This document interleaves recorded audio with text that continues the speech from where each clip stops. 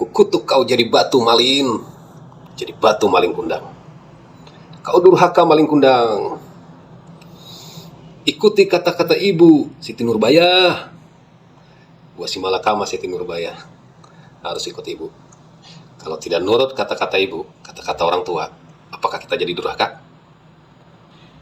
Pertama, durhaka itu perbuatan yang sangat dibenci oleh Allah, Tuhan kita. Pastinya durhaka itu tidak boleh.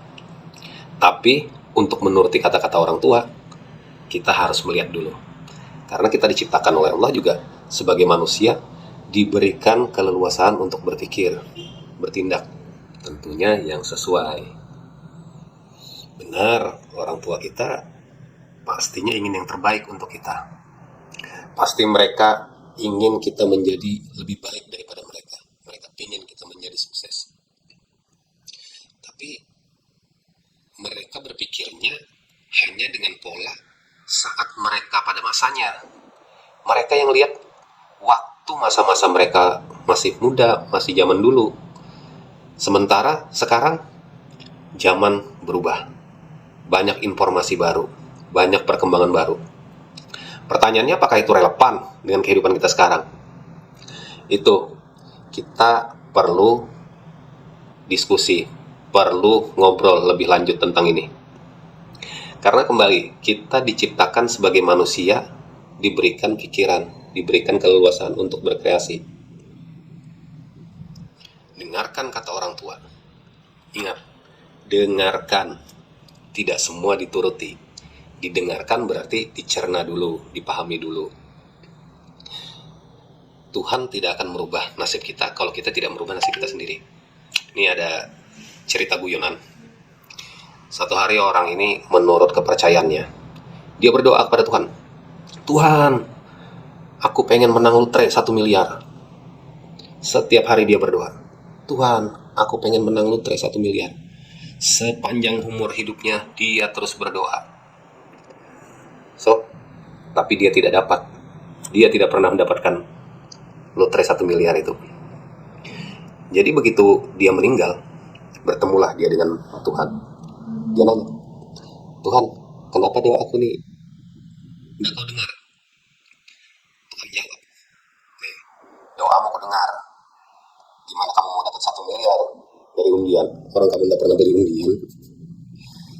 Jadi kita bukan hanya sekedar berdoa, tapi juga berdoa dan berusaha.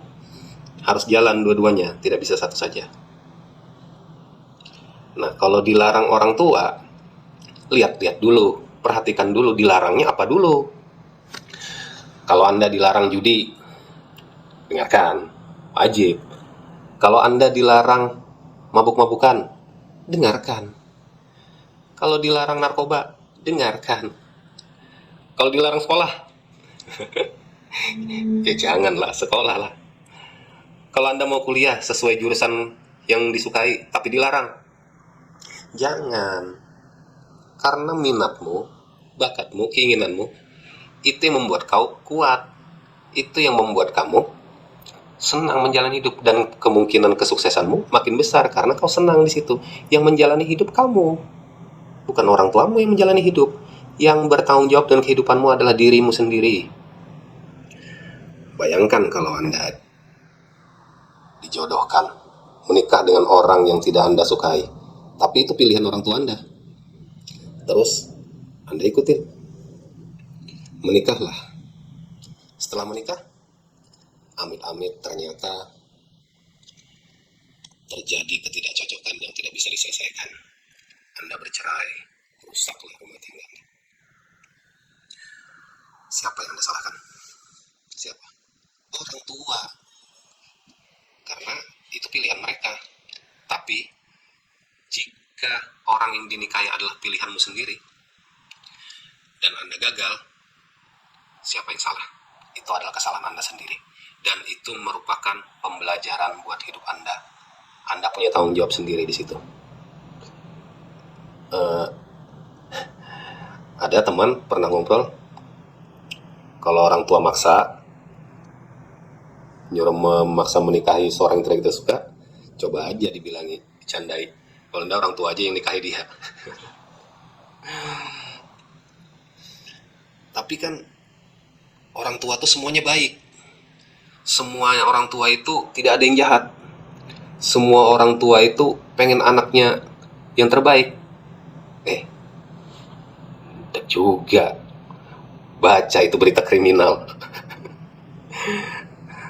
Tapi ini bukan orang tua Anda ya. Orang tua Anda saya yakin baik.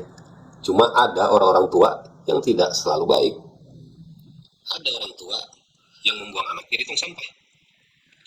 Ada orang tua yang menjual anaknya jadi pelacur. Ada orang tua macam itu. Jadi tidak semua orang tua baik. Tapi dengarkan, perhatikan apa yang dia sampaikan, sesuai tidak? Anda cerna dulu. Karena Nabi Ibrahim itu dapat perintah langsung dari Allah. Dari Tuhan dapat perintah langsung Nabi Ibrahim untuk menyembelih anaknya. Tapi apakah Nabi Ibrahim serta-merta bilang, Ismail, papi dapat perintah Tuhan nih buat nyembelih kamu, kugorok kamu ya? Enggak otoriter Nabi Ibrahim. Panggil Nabi Ismail. Nah, bapak ini dapat perintah Tuhan nak buat nyembelih kamu.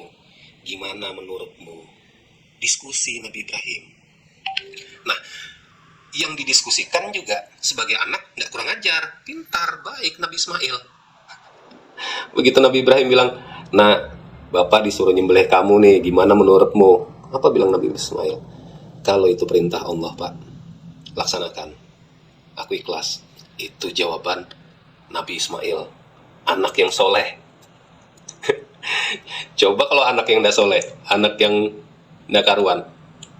Begitu Nabi Ismail bilang, nah bapak disuruh nyembelih kamu, kenapa nggak bapak aja yang disembelih, bapak sudah tua. Tapi Nabi Ismail beda. Itu perlu kita diskusikan, komunikasikan dengan baik. Yang penting bicara kita jangan kasar dengan orang tua kita, lembut, sampaikan dengan bijak. Karena tidak semua perkataan orang tua itu sesuai dengan apa yang terbaik buat kita. Mereka pengennya terbaik, tapi belum tentu mereka tahu keadaan yang sebenarnya. Demikian yang bisa kita bagi hari ini. Salam sehat, salam sukses, dan assalamualaikum warahmatullahi wabarakatuh.